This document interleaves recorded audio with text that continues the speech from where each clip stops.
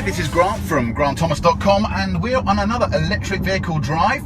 This is the Mitsubishi Outlander PHEV or plug-in electric hybrid. This is a 27 or 30 mile electric range car, which then has a 2-litre 4-cylinder petrol engine that will extend its range well out to sort of 400 miles using both of those engines, or motors I should say. And the actual petrol engine works in two ways like a hybrid. It actually provides power to the wheels when you need it, so if you really press the pedal down, then it will use both the electric and the petrol engine. But it also acts as a generator, so it will actually charge up the electric battery inside this vehicle. This has got a 12 kilowatt hour battery pack, which means it's half the size of a Nissan LEAF. A Nissan LEAF has 24 and a BMW i3 has 18 kilowatts. So I did manage to, over the past couple of days, get 27 miles is the best so far. 27.3 is what I have got in electric only mode before the petrol engine kicks in. As with a lot of cars, there are positives, negatives and compromises. I have to say that for our particular family usage, this car really does fit it. So just to position this, I've been driving a Nissan LEAF for 2.5 years. I had a Mark 1 Japanese built Nissan LEAF and has done 27,000 miles in it. So it's quite interesting, and hopefully this provides some insight. When people do car reviews on this kind of car, they evangelize about how great it is to drive electric and how much cheaper it is from petrol and diesel, and it is. But I guess I'm coming at it from the other way. So I'm going from a purely electric, 100% electric viewpoint to having a car which is both electric and still runs partly on petrol. Now, as this is being recorded on the 1st of November, petrol prices are right now taking a dip. They are cheaper than what they have been for some time. It's temporary, largely driven by fracked oil out of the USA, which is making a bit of a competition between that coming from the Middle East, but that's a whole new video blog. So we are seeing a slightly cheaper petrol price at the moment. And also I'm trying to really consider, for me, if I was going to choose this car, it's going to be on a 2 or 3 year lease. And I think in 2015 we're going to see some further evolution of the electric charging in the UK. So at the moment, and I'm going to stop at one shortly, there is free rapid charging at every motorway service station in the UK provided by Ecotricity, but that's not going to stay free forever. There is also a variety of parking, let's say car parks, destination charging, that have some commercial providers like PodPoint and ChargeMaster Polar. And ChargeMaster Polar have introduced charging which it's on the higher end of what would be acceptable, but hey, there's got to be some infrastructure costs and there's a lot of debate about that as well. But what I think we'll see in 2015 is, and Ecotricity have already said that they need to introduce charging for charging at their rapid chargers. And we're also seeing a real massive positive increase in electric cars on the road. So I think the figure from last month, or I should now say September 2014, there were 3,000 electric cars registered, or plug-in hybrid electric cars, which use the government 5,000 UK pound grant. And that compared to, I think, 150 12 months earlier. So we're seeing an exponential rise in the popularity of this kind of car. Now this is the first in its class. There is no other 4x4 or SUV that has an electric plug-in component. There are hybrids, but this is the first one you can really plug in. So I set off from home, plugged it into the tethered J1772 or Type 1 connector that I have for my Nissan LEAF, and it uses the same connector on the side as a Nissan LEAF, and it's also got a charger mode just like a Nissan LEAF, so you can rapid charge it. So I plugged this in overnight from home. I'm setting off now to do, although I forget what it is today, 37, maybe 45 miles I think it is, maybe touching 50, I'll check when I get there. I'm heading to the New Forest, and I've already checked on the mobile phone the state of charging on the motorway as I head down there, and the westbound M27 Roundham's between junction 2 and 3, the rapid charger there is working fine, so I'm going to stop by there. Hopefully it's free in terms of availability, and plug in there and give this its boost of electric mileage, and then continue down to New Forest, where I'm going to see my folks who are camping, I should say caravanning down there this weekend, and then I'm going to head back. Now interestingly, the eastbound Roundham's is not operating, so it's red at the moment. I checked the Ecotricity status, they tweeted 14 hours ago it's not going to be up and running. So there is no option for a rapid charging on the way back. So I'm going to absolutely exhaust what this car can do in terms of range, and I'm just putting on the cruise control here. There we go. Pop it on at 60 miles an hour. So I'm going to exhaust what this car can do in terms of electric range, and we'll be relying on the petrol engine and to really keep this going. And apologies if the camera's shaking a bit. Now, one great thing about this car is, and I'm now on a motorway doing 60 miles an hour, I've got the cruise control on now, but it's got adaptive cruise control. So what it actually does is it measures the distance between me and, hey, another caravan. Twice I've been along this road in the past 24 hours and you end up behind a caravan. It's measuring the distance between me and the car in front and maintaining that as a safe distance.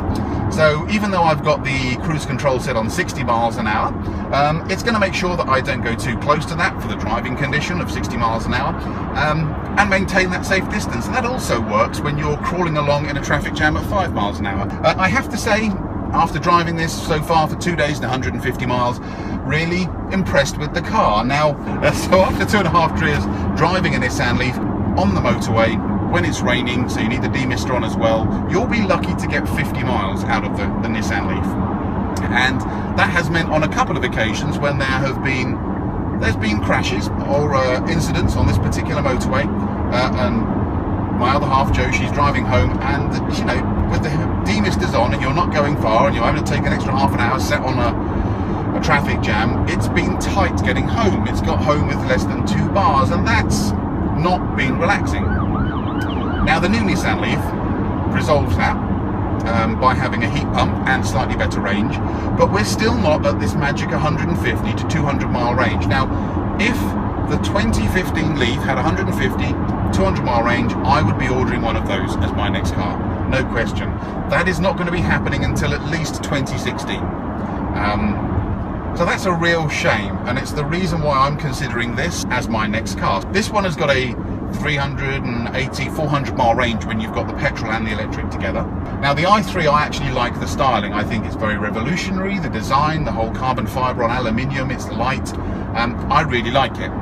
But it's only got 4 seats. It's quite a small car. It's great if you're a single person or a small family and you don't need to have the load space in the back, or you don't need to take the entire family out, because it's only got 4 seats. It's got a small boot, and there's no options you can't tow with that, you can't put a roof rack on it. There's no roof rack solution for the BMW i3, at least with the LEAF there has been, so I've been able to, you know, put bikes on the roof, haul stuff back from IKEA, stuff like that. It's been useful.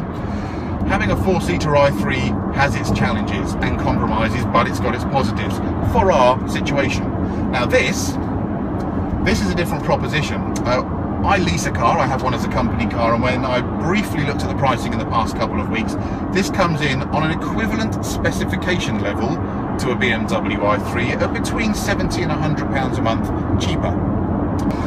So this is quite a bit cheaper, and I was standing there looking at this car a couple of nights ago thinking, if I was to save £70 to £100 a month, and for our usage pattern, we would never stick anywhere near that level of fuel in this car.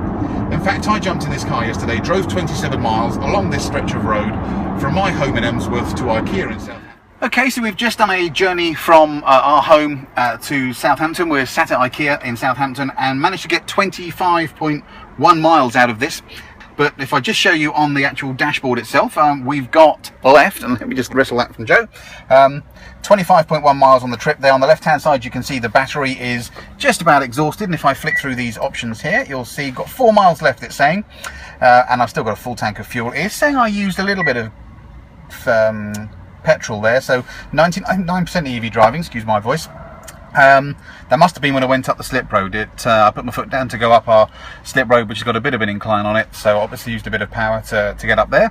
But apart from that, it's been EV driving all the way, and we are here at the rapid charger. So let me just get ready here, turn the car off, and Jo, if you can just grab the card out of that on the left hand side. Here is where we connect up.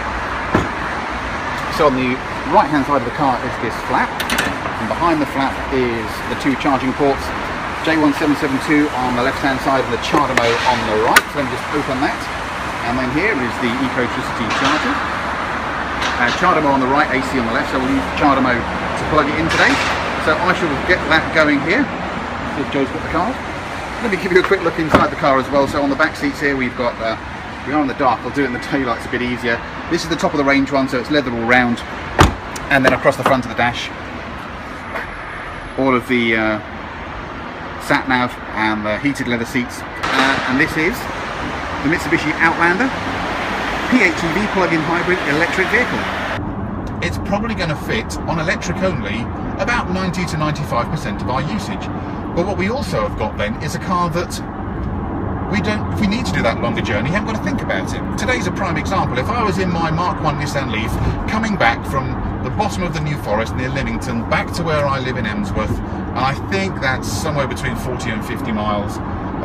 It is the 1st of November, it's mild, but if I needed to use any heat, if there's an incident on this road, I wouldn't make it. I'd have to really be looking for charging, and the Ecotricity charger ain't working at the moment on the eastbound carriageway, so I'd have to be looking to stop at Whiteley or somewhere to get a top-up charge, and that's when it starts getting irritating. So having a short-range electric car, and mine at 2.5 years old is starting to experience slight loss of battery capacity, my Nissan LEAF, and there are times where you're thinking, right, could I really use this car for this journey? So this for us has 5 seats, it's got a great boot on it, and by the way, the very first day I got this on Thursday, I had to go and pick up a very large solid oak sideboard, and it fitted, and it's a 1.7 metre long sideboard. I only know this because it fitted within this car within 2 centimetres tolerance. 1.7 metres long, 90 centimetres wide and 90 centimetres high and 50 centimetres wide. Anyway, that is a considerable lump that would not have fitted on top of my LEAF with that weight. You wouldn't be able to get it home on an i3, forget it. But it fitted in this brilliantly.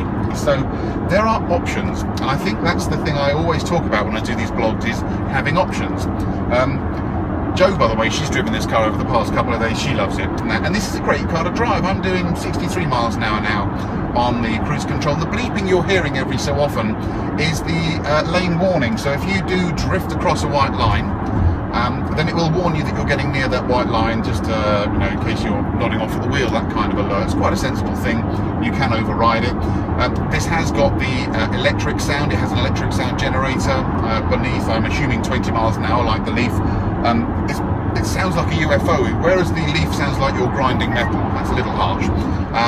This actually sounds like a UFO when it's got the sound generator on. You can override that. I question whether we really need a 1.8 ton car for our usage.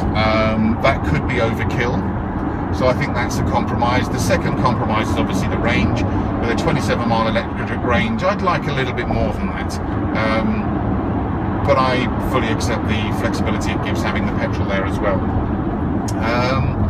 The third compromise is really the level of equipment inside the vehicle. So this has got a sat-nav, but it's pretty basic.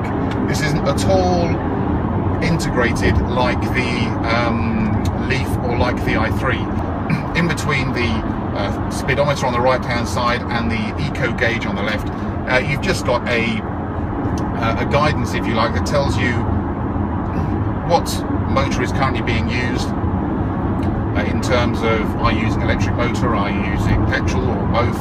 And they call it series or parallel hybrid. So series is when I call it the generator mode, when the engine is just powering the battery, and parallel is when the engine's using, or the engine is being used, the petrol engine, to both drive the car as well as charge the battery, and the battery is also driving the car as well. So series mode, parallel mode, both hybrid modes, and then EV only.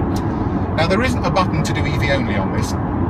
EV only is when you're driving in eco mode. So there's a little dial on the left hand side that has a green section, which is eco, and it has a button here for eco mode, and then there's a whole white section called power. And if you're in power mode with your right foot sunk into the shag pile, then you are using definitely petrol to get that power combined with the electric engine. And you've also got a regen gauge on the left hand side here. Oh, and I forgot to say, one of the really good things I like about this versus the LEAF and versus the i3 are these paddles. Either side of the steering wheel, they've got these silver paddles. A bit like what you'd see on a DSG gearbox in a Volkswagen car, or on a Formula 1 car when you've got gear up and gear down. And these actually control the level of regen. It is brilliant. The i3 has massively missed a trick by not including this. i3 and Tesla owners are going to comment on that, but they like the strong regen. I found it, you get used to it, but it's not, I found it irritating, and then you get used to it. To coast in an i3, you need to keep your foot on the accelerator. You've got to keep it partly depressed.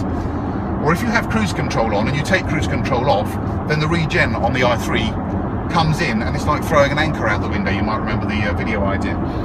Whereas on this, you can vary the regen braking. So when you take your foot off the accelerator, you actually feel the car braking, it's slowing down, and it's actually using that to actually put power back into the battery. And you can vary that by up to 5 different levels. So when you're going down a steep hill, put it up to B5, which is its top level of regen braking, and that puts the maximum amount of electricity back into the battery pack. When you're driving, not necessarily on a motorway, but when you're driving around town, it's a great feature. We drove back yesterday. I drove to Southampton, Joe drove back. That's a bit competitive. I got to Southampton using 100% or 99% electric, and Joe got as far as, I think we were 4 miles off home when the engine kicked in, when the petrol engine kicked in. So a good old boy versus girl, who can be the most boring driver. And I won, because I drive most carefully there. So yeah, well, that's the other compromise on this car. The i3 is remarkably quick, and it accelerates quick, off the mark, what's called the traffic light Grand Prix. The Leaf as well, the Leaf is quick off the lights, but an electric car with all that torque is quick. This ain't. This is a 1.8 ton cruiser, and it is not quick. If you put your foot down, you'll be burning petrol. It's not painfully slow, it's not like a 1 litre Fiesta trying to get up a hill or for anything, but it's just not as quick as an electric car. But that's part of the compromise, and I don't expect a 1.8 ton car to accelerate away like that. But then that's not our usage profile. We want to use this to do this, coast on a motorway using 100% electric driving. Anyway, let me just give you an update whilst I've been driving here. I'm just going to change the mode here. So I have driven 18.5 miles on totally electric driving. I have 6 miles left. So right now, motorway driving at 60 miles an hour, it looks like we're on track to use around, or get a range of around 24 miles out of this car today. I am, where am I coming up to here? Junction 8 M27, so I am a little way off getting to Rownham's, so I might just make it on electric only. So here we are at Rownham's, battery exhausted. Let me just close the door and you'll see 28.5 miles. Home to here. I did have to use petrol for the last bit. 92% EV driving. So let's get this thing on charge. Here we are at Rownham's. Let me just turn that off. Power. There we go. Rownham's Eco-Crystal Rapid Charger charger vehicle.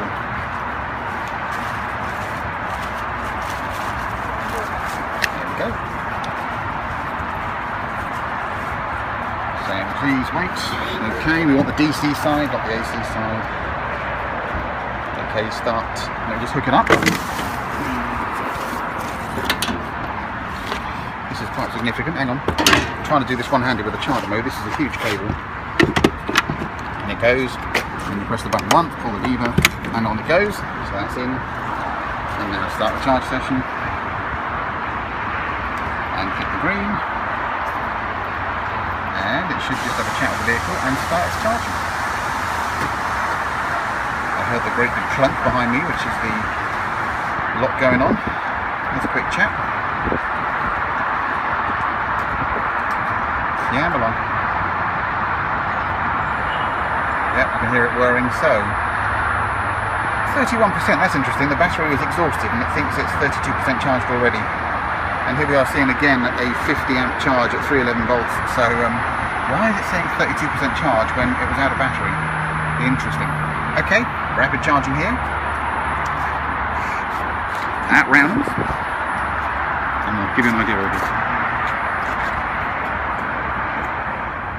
So this is a great real-life scenario. It's now 2:15 Saturday afternoon. I've finished my trip down to the New Forest. Great trip down, stopped off at Rownham's on the way down there. I'd already checked the route back, and Rownham's eastbound is not working, so I won't be stopping there. But I'm actually here in New Milton, Bashley Park to be precise, just outside Lymington. I've had a text from home that, a real-life scenario, my other half has managed to cut her finger and is off to accident and emergency, so best laid plans, terminating my trip to the New Forest and heading back. it is 58 miles from here to St Richard's Hospital. The charging is down at Ecotricity eastbound. I've only been able to charge here off a 10 amp connection, so the battery has only put about 6 kilowatts on. It's half full. I only have 13 miles of electric range in this car. So if you need case in point why an all-electric car with less than 100 miles is not great in every situation, here we are, real life. Had I made this journey this morning in my Mark 1 Nissan LEAF, and apologies for the flicking light coming through as we're going past the sunlight here. If I'd have made this trip in my Mark 1 LEAF this morning, plugged it in as I have done at the commando socket here, 16 amp commando socket, but I didn't bring my portable EVSE, so I've only got the standard 3-pin brick it comes with, I would not have been able to make it to the accident and emergency in Chichester. I would have to have stopped at home, charged for at least an hour and a half, 2 hours, and then continued on my way. The Ecotricity charger is down. They've only got one. There is nothing else along the M27 corridor. I am sounding like a parrot at the moment.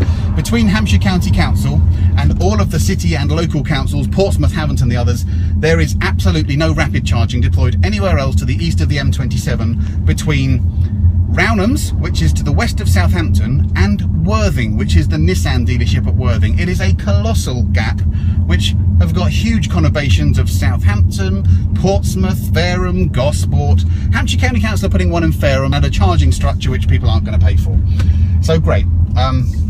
Please, can we get our heads together? Can we start planning? Case in point, why we need to have these kind of range extended vehicles available, because the charging we're relying on may be down, or when we turn up, and I was speaking to somebody who commented actually on my Facebook post earlier this morning.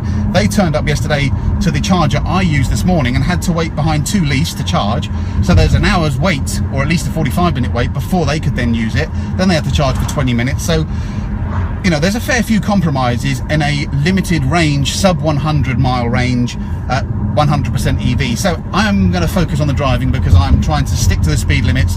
I'm going to expend this 11 miles of range probably by the time I hit the M27, and frankly I'll be sitting at 70 miles an hour with the cruise control on, and it'll be a good test because I won't be driving very reservedly. I won't be sitting behind trucks trying to slipstream or doing any of that EV driving. This is about getting to a, you know, to an accident emergency. So here we are, the final morning with the Mitsubishi Outlander PHEV, day number 6, and it's been a great experience driving this car. Taken it on a variety of routes, done about 400 miles by the time it goes back today, and I've really liked the car. It's been such an interesting insight as to what is a brand new type of electric vehicle. We haven't seen it in this kind of size. Now, I've pushed it under a number of different conditions, and we've been fortunate to have it for this period of time, because let me talk about the temperature differences. And you know, if you see my previous videos, the effects that cold weather has on electric cars, so especially when you need to use heating. So the heater in this is not very efficient. There is no heat pump. So if you jump in with this car fully charged and press the auto button to heat the car up to 20 or 21 degrees or whatever, that range drops from 27 down to 19 or worse. So the heater isn't that efficient, but you know, you have got an entire internal combustion engine. You can use it as a generator to charge the battery, so you've got some flexibilities. Now, where that's been important on this particular period of time we've had it is on Halloween, on the 31st of October 2014, it was the warmest Halloween ever in the UK, and where we were here on the south coast, it got up to 21 degrees. Now, by Tuesday morning, it was 2 degrees. So we've been able to experience it at what you would say is summer conditions as well as winter conditions in one test drive, which is really important when you're taking on a car like this. And as I've commented previously, we will be taking this on a 2-year lease. And I think this is still going to be the leading contender. I loved the BMW i3 Rex, but when you sit down and look at the cold, hard, boring facts, which are the financials, and you know, it's very difficult to do that because cars are emotional purchases, but this is a car that I lease. It's a company car. I'm never going to own it. So you have to be careful when you're working out how much of that hard-earned cash you want to part with when you're driving a car for a couple of years. And this really gives the best level of flexibility for all the reasons I gave before as a family. So we can, when you're driving it carefully, get 27 miles. Now that's going to cover about 90% of our journeys, and when my other half uses this for a daily commute of around 32 miles, it may have to use 5, 6, let's say 10 miles of that internal combustion engine. But it doesn't use it 100% because it uses it in series or parallel hybrid. So it uses it, that petrol, to actually charge the battery, or actually charge and drive the battery. So in the 400, let's say 400 miles we've driven this car, I'm looking at the fuel gauge, this was delivered full.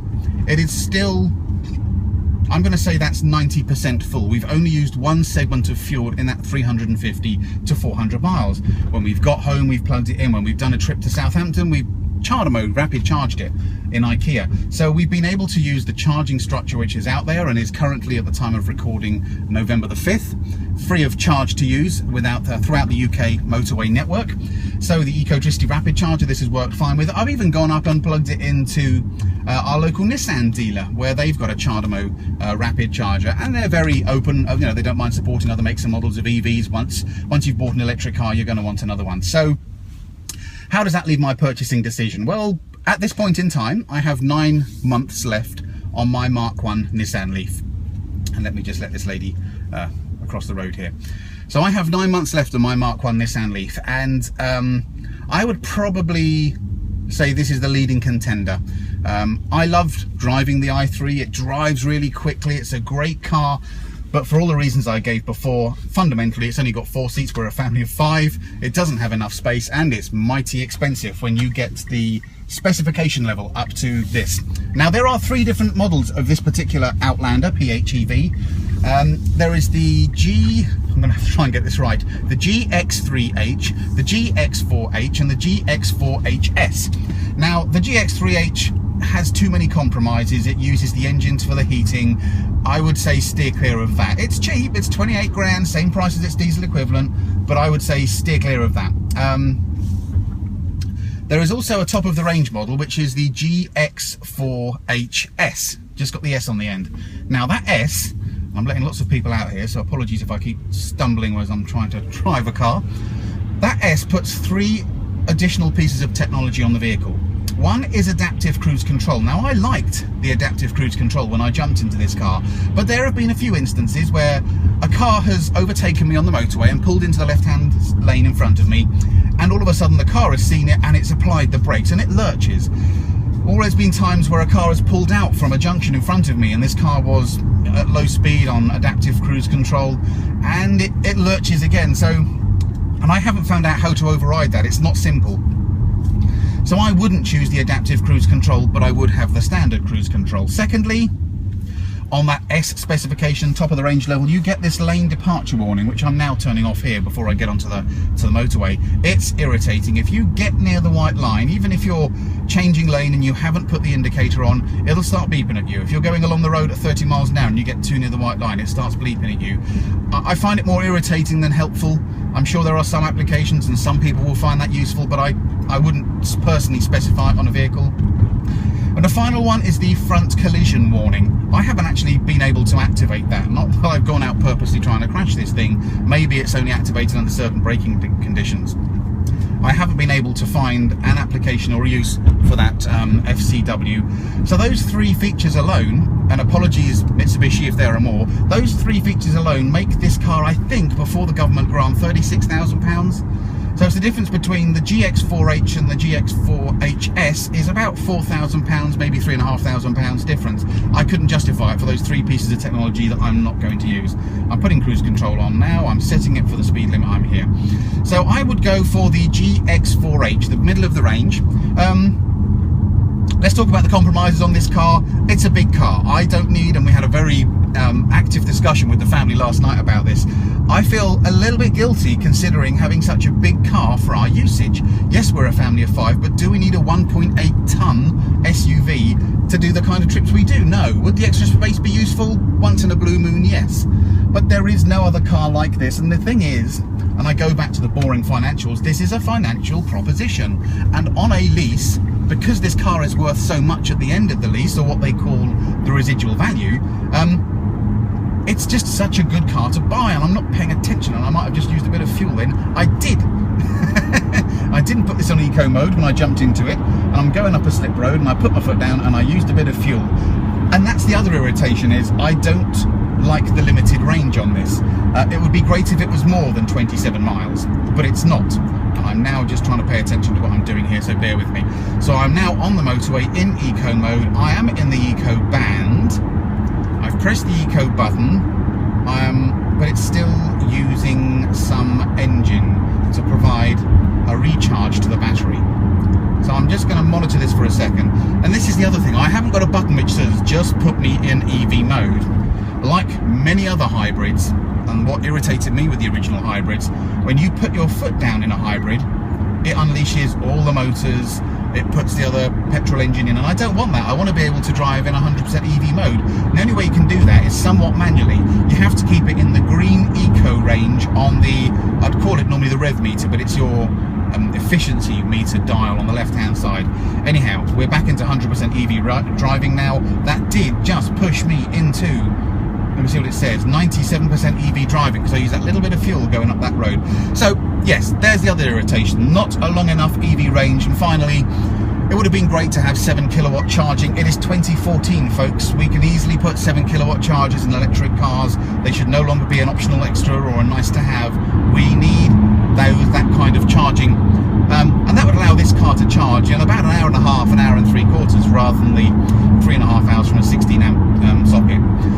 So overall, I really like this car because, for all the reasons I gave in the first segment, it gives that flexibility. You can drive it in EV mode. You've seen earlier I had not an emergency situation, but I had to go to an A&E, a hospital accident and emergency department, when my other half sliced her thumb, and by the way, it's getting better.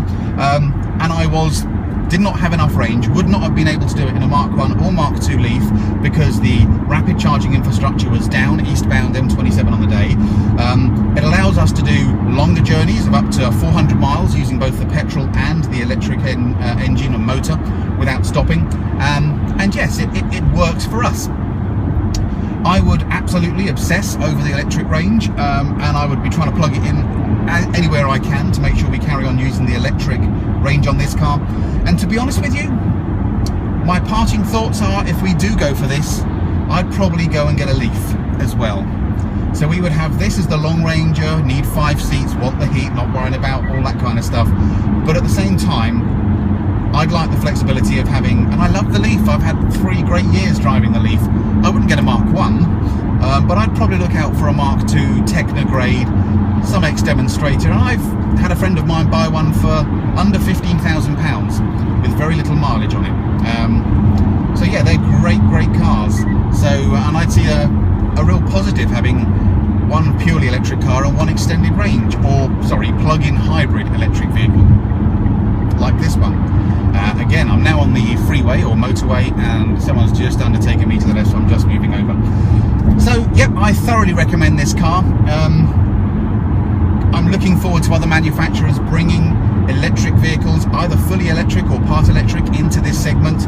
I'm sure within 2 years of this being published, we will see a cash guy from Nissan with either a completely 100% electric drivetrain or some kind of mix in between, though I don't see Nissan having those kinds of engines. So let's really stick my neck on the line, and I'd expect to see a 150-mile range Nissan Qashqai by 2017.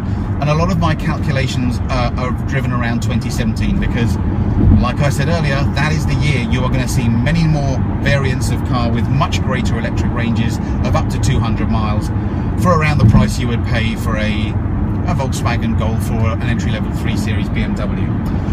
So I hope this has been useful. Please feel free to leave comments. You can contact me via grant@grantthomas.com on the email. You can follow me on Twitter @GrantAThomas, or if you want to add me as a friend on Facebook, drop me a little note, and it's facebook.com/grant2. All of these videos and everything else are of course on the website at grantthomas.com, and thanks very much for watching.